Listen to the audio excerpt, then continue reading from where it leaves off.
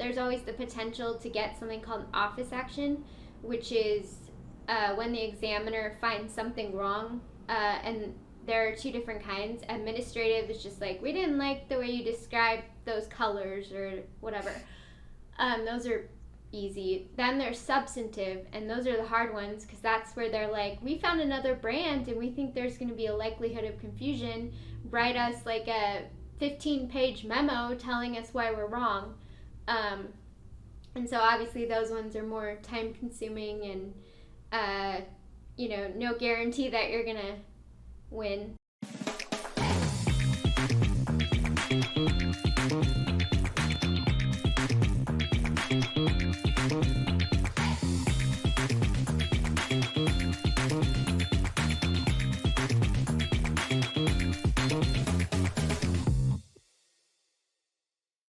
In just a few moments, you're going to hear from Nicole Schaefer, who owns Yellow Dog Legal out of California.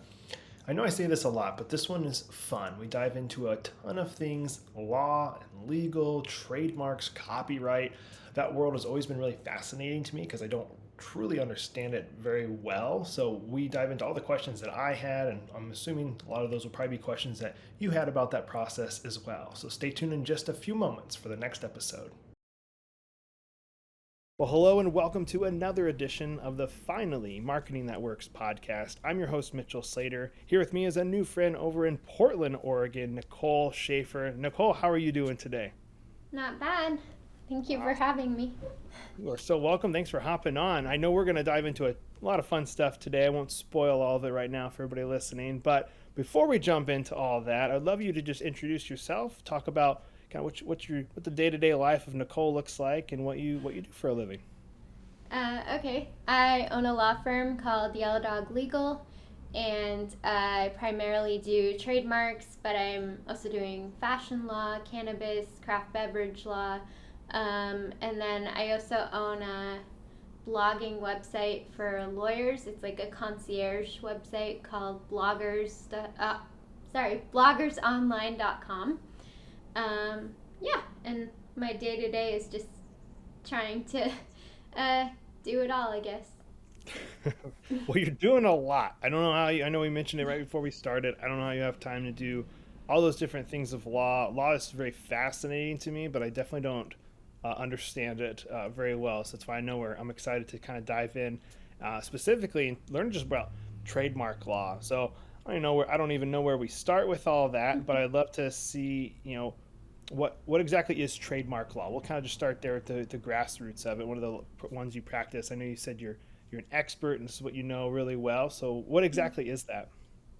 So trademarks are essentially, it's a brand source or brand recognition. So for example, if you see a Coca-Cola, you'll see an R next to that.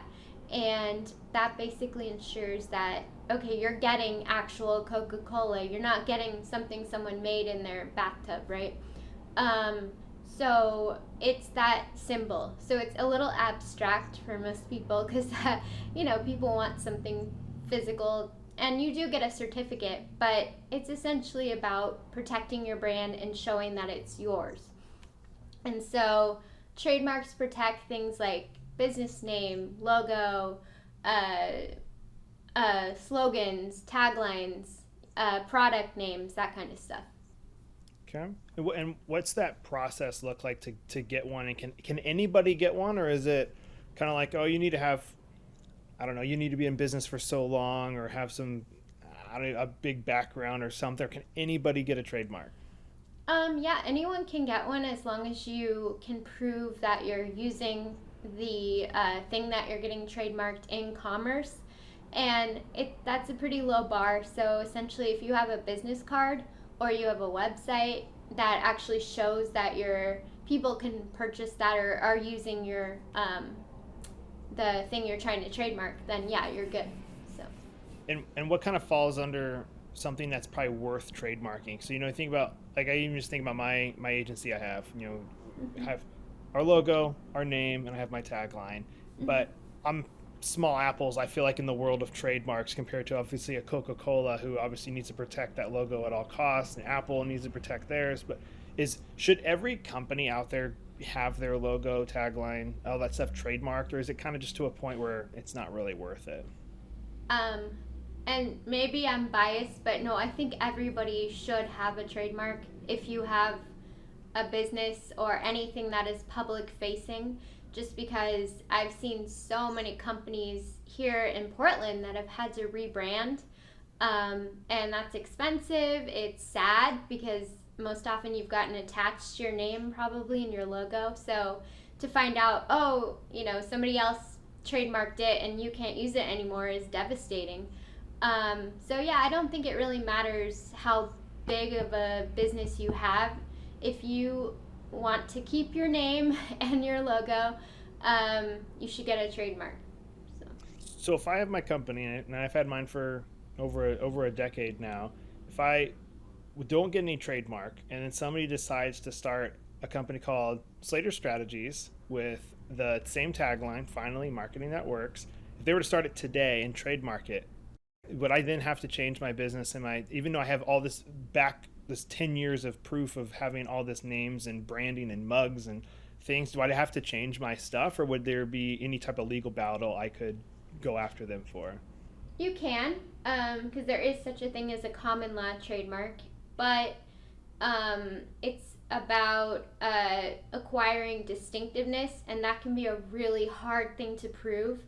And so I have seen people do battle with other companies, but generally they lose because if that company has the trademark, they automatically have a sort of presumption that, oh, they own the brand. They were the first to use it. Wow. And what does the process look like? Obviously, you are an attorney, a lawyer that does this. So, do companies come to you and say, "Hey, Nicole, I have this company. I would like to trademark my logo, my name, my tagline," and if that's what they do, how does that whole process work, and how long does it take?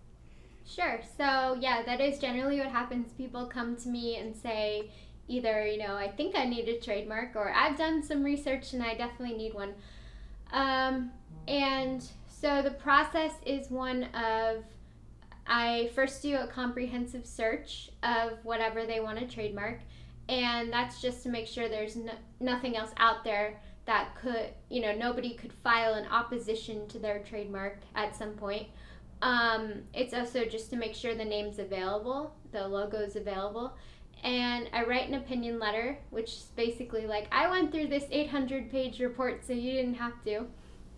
And I tell them my opinion.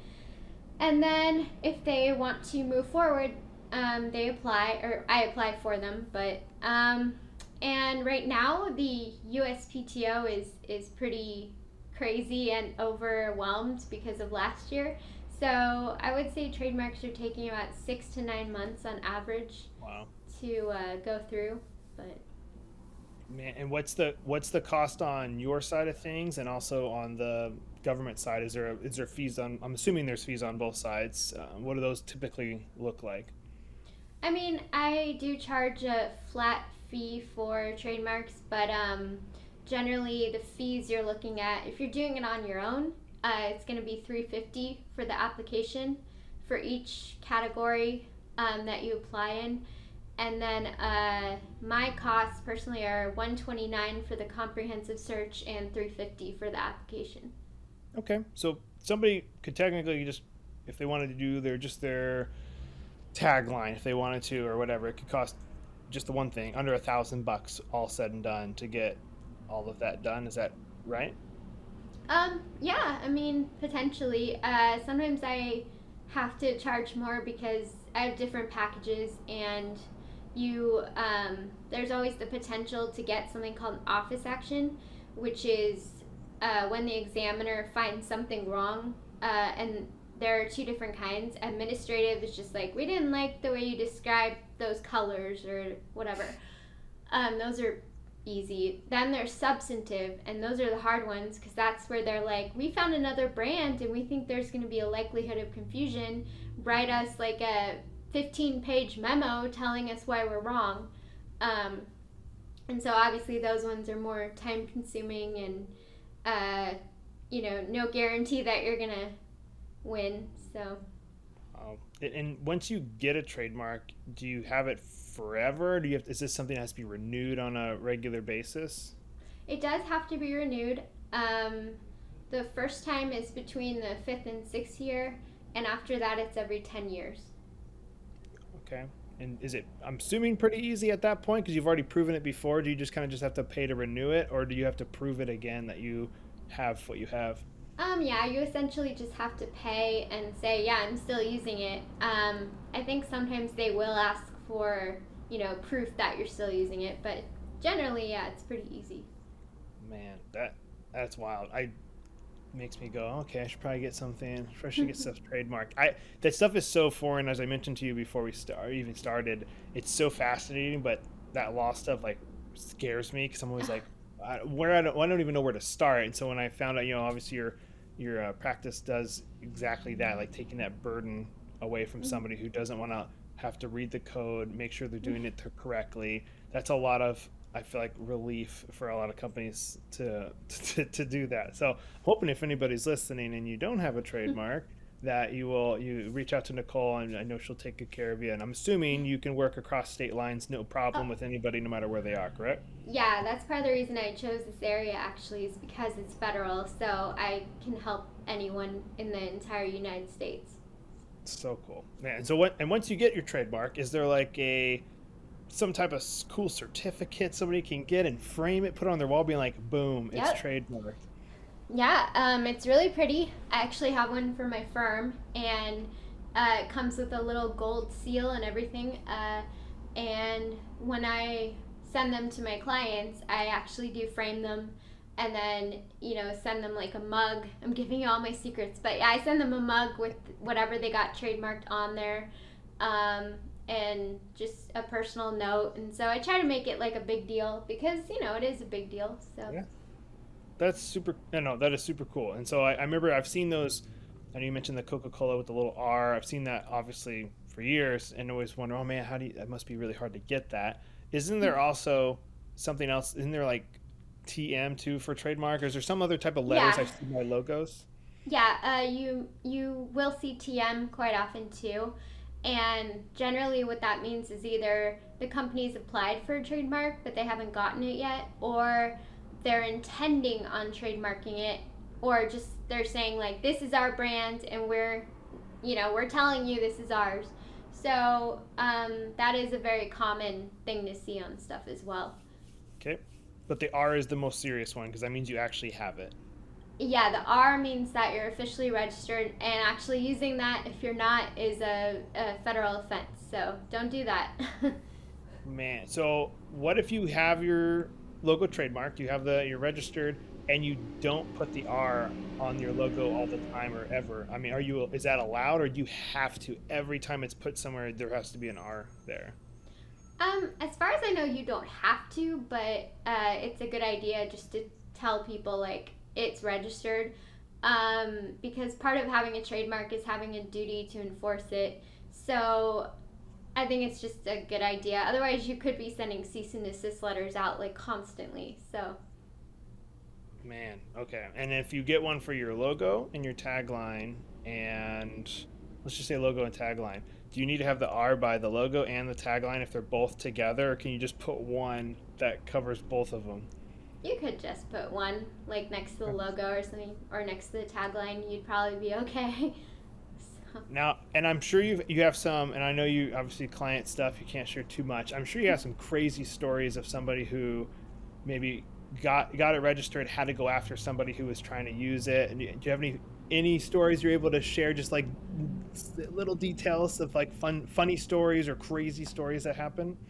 I mean, I don't know how many of them are, super funny or crazy, but I do have a client who owns a flower shop, and someone literally was a client of hers and just stole her entire idea, or tried to, part of her name, part of her logo, and started their own flower business. And so we did have to go after them and be like, you can't do that. And luckily we'd applied for a trademark, so it was a lot easier. But that was just so blatant that it was kind of shocking to me. I don't know, trying to think if I have any other like good ones, but most of them are pretty straightforward. So Is there certain things that like can't be trademarked and maybe fought over? For instance, things that are, when it pops in my head is like the that most people would know is the yin and yang, the black and white swirl. Is, I know people can probably trademark something using that as a logo, but what if somebody else uses the yin and yang and makes it look like their logo? Can you, is there stuff that you really just can't trademark because it's such a common thing that people use anyways? yeah, not so much with logos, but with names. That is a big issue because people will try to use things that are too generic or too descriptive, or they'll try to use their name, and that's a really hard one to get through just because other people have your name, so if you trademark your name, that's not really fair. And yeah, there's just, certain things that you'll want to avoid. And so I tell my clients, like, try to do something arbitrary or fanciful. So, like, Apple for a computer, or, something else that's weird. Xerox, whatever. Okay. No, super good advice. And for your company specifically, I'm sure you've had in your years of having your practice some things that have worked for you for marketing and things that haven't worked. And so if there's any lawyers that are tuning in trying to get ideas maybe to how to grow their firm or their practice, what are some of the things that you've done in the past that you've had success with? Maybe it's referrals, it's networking, or maybe you ran some TV commercials or social media. What have you done, anything that's worked really good for yours, and then things that you've done that also just flopped? You're like, oh, why? I don't know why I Yeah. even did that, but it didn't work for me. Yeah, I would say my most successful thing probably has just been Facebook and connecting with groups on there, and then just offering free advice and saying, like, oh, I'm happy to talk to you about that if you want to, because I think just helping people and being helpful is really good. Yeah, I've had failed stuff. I did try radio ads for a while, crickets. I so yeah, I think it's good to have a presence on Google. It's good to have stuff like that, but it's also really important to just talk to people and be available. Yeah, definitely. So awesome. Well, I would love if before we wrap everything up, if there's any nuggets or anything you'd love to share with people listening that they should do for their company. Maybe it's obviously regarding trademarks, or maybe anything else legal that you have really good advice on. If there was like one, two, or three things you would leave people with who are listening, what would be those? What would be those nuggets? Get a trademark. It's not that expensive and seriously will save you money in the long run, most likely. Get your contracts in order. And hire an attorney. Don't try to do everything yourself. I know it's hard when you're starting a business because you want to save money, but some things are just better not to use LegalZoom for, or something like that. So Hey, I think great that's all I advice. got. And yeah, and if somebody wants to hire Nicole and her law firm to do this for, what's the best way they can get in touch with you, Nicole?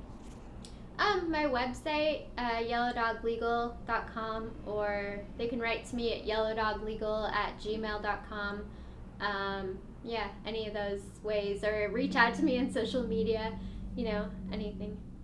Fantastic. Well, anybody who's listening, if you don't have any of that, which obviously I'm speaking from the same experience, I don't have any of that.